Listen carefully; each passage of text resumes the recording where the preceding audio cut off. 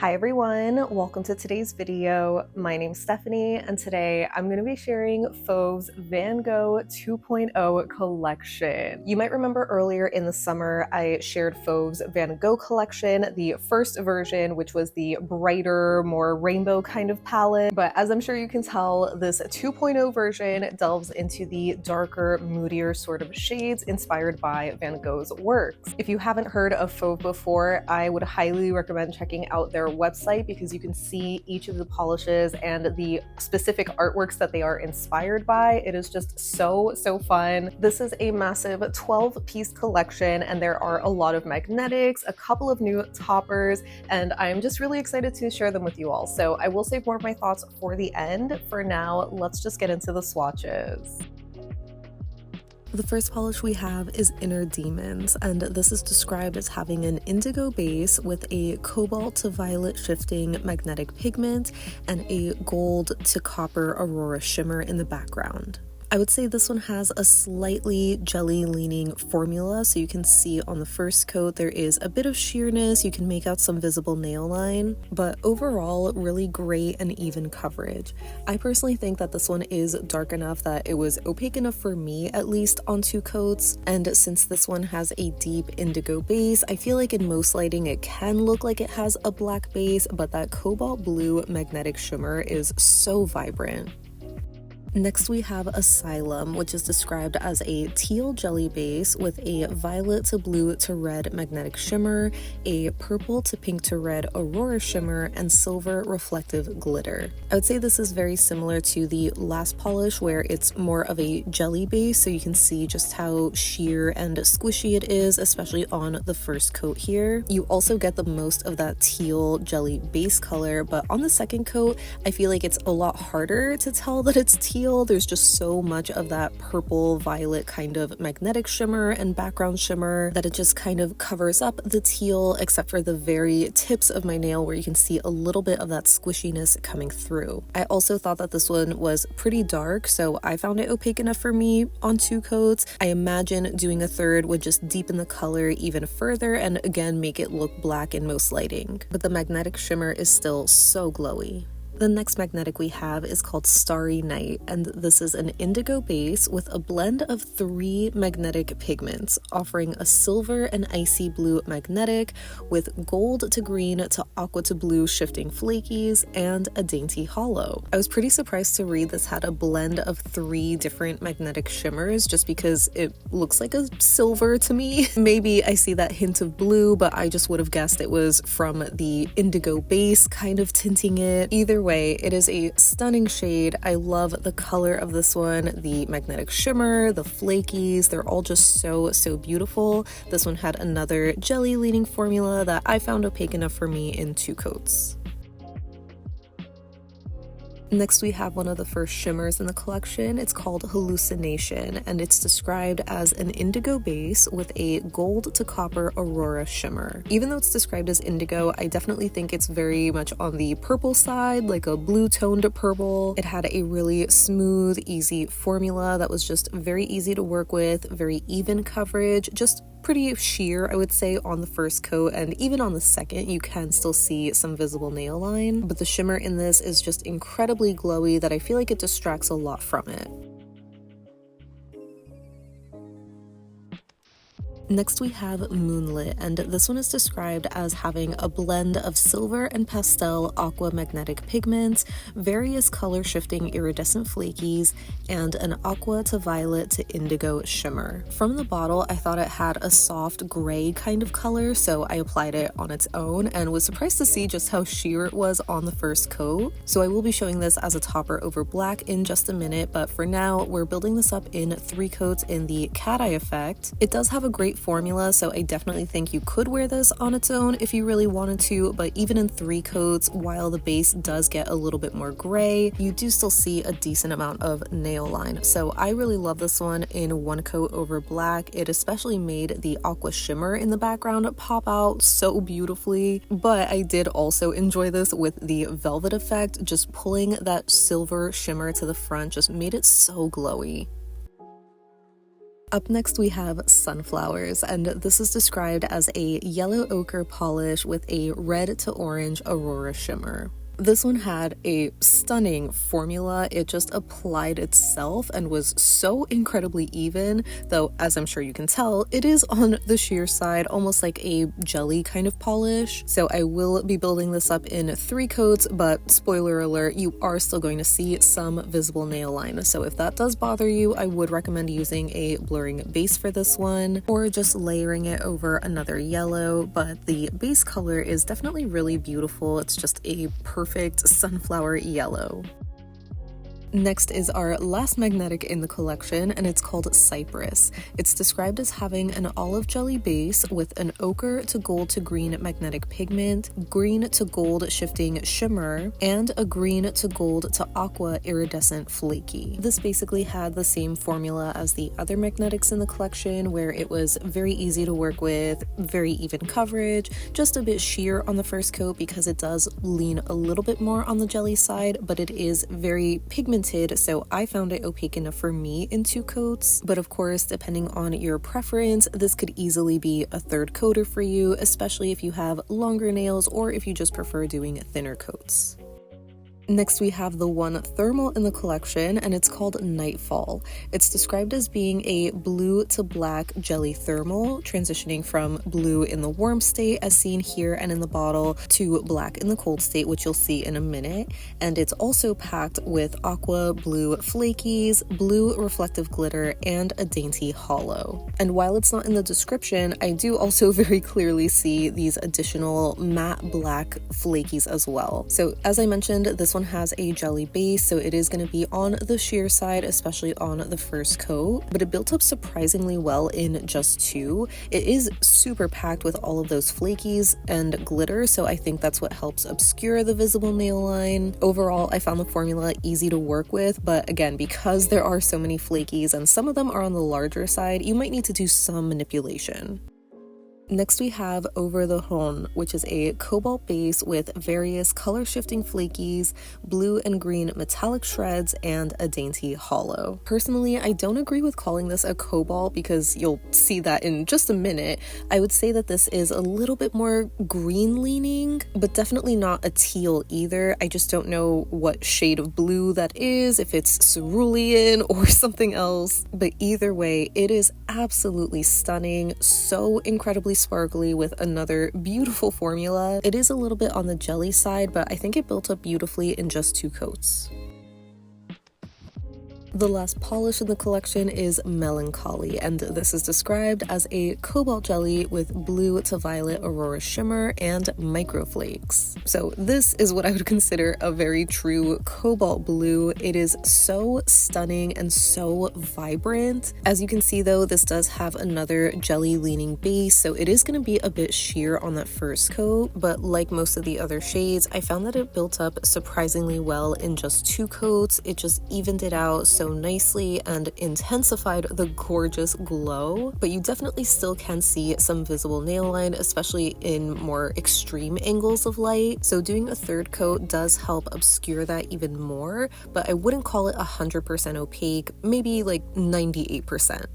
Moving on to the toppers, the first one we have is Stargazing Bright, which is described as having silver hollow moons, various blue, yellow, white glitters and stars, and iridescent glitters. So as you can see, I'm doing 1 coat over a sheer pink base. The initial coat had a good even amount of glitter distribution, but I didn't get any stars or moons, so I did have to fish back in for those. And I ended up with 2 stars on my nail. So I ended up flipping the bottle to keep it upside down for a couple of minutes to swatch it again over white and black, as well as 2 others in the collection. I definitely got a lot of the regular shaped glitters out and a couple of more stars, and just didn't have to fish around as much for them. But I didn't end up getting any moons when I was swatching this one, so I probably could have done some more fishing to try and get one of them out, but it was okay. I was happy with the amount of stars that I got at least. Fishing is pretty much inevitable with glitter toppers.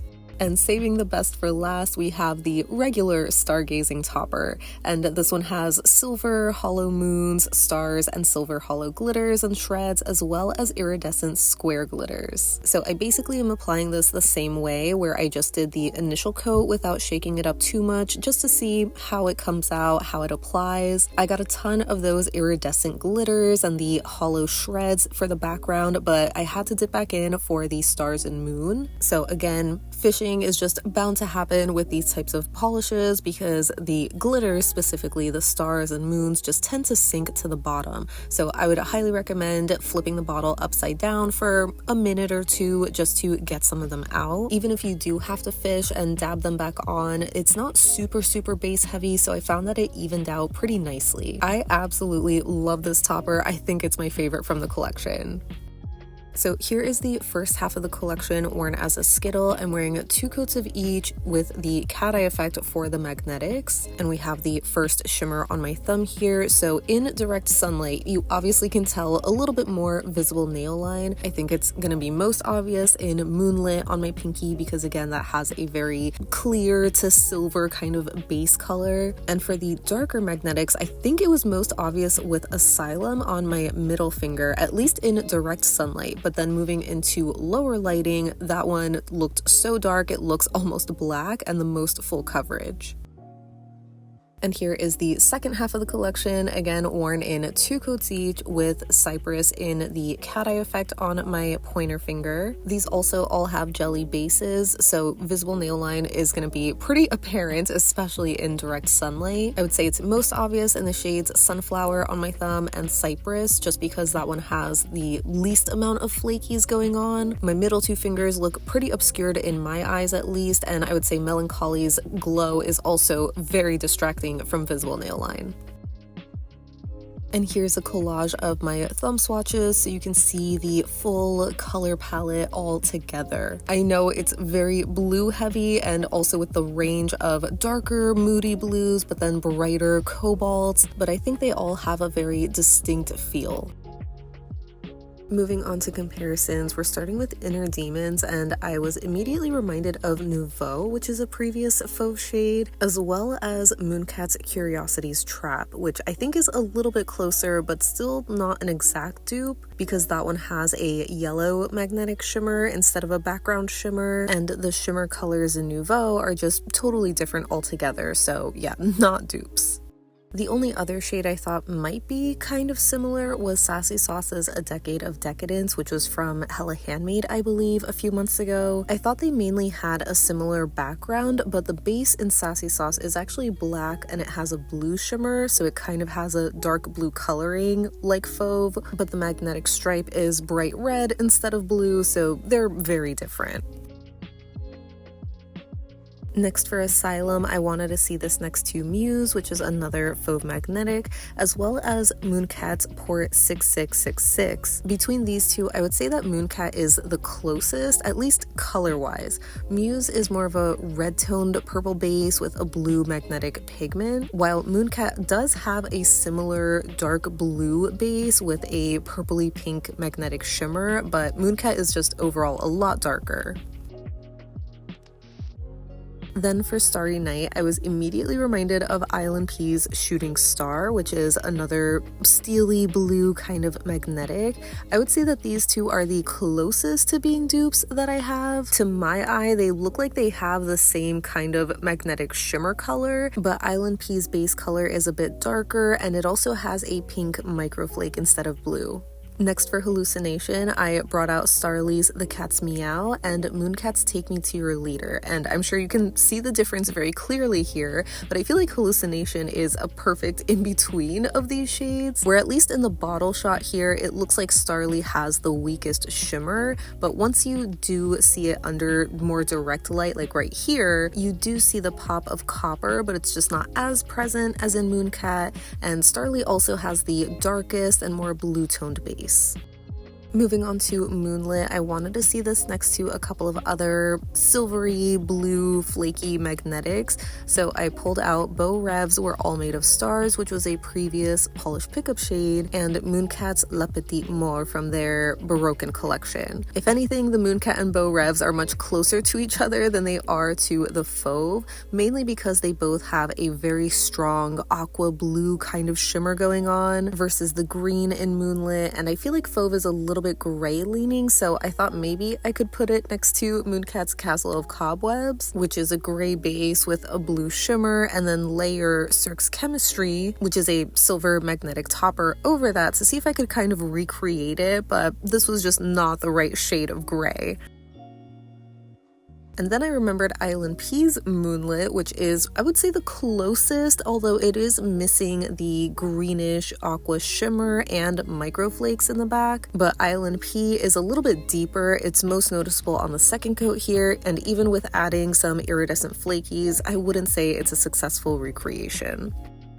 Moving on to Sunflowers, here it is next to Crack's Crop Dusted, which is sadly retired, but it was one of my favorite mustard kind of shades. They look like they have a near identical base color, but the shimmer is red in Fauve versus yellow in Cracked, and once applied on the nail, you can tell that Cracked is also a bit brighter and also more crelly leaning.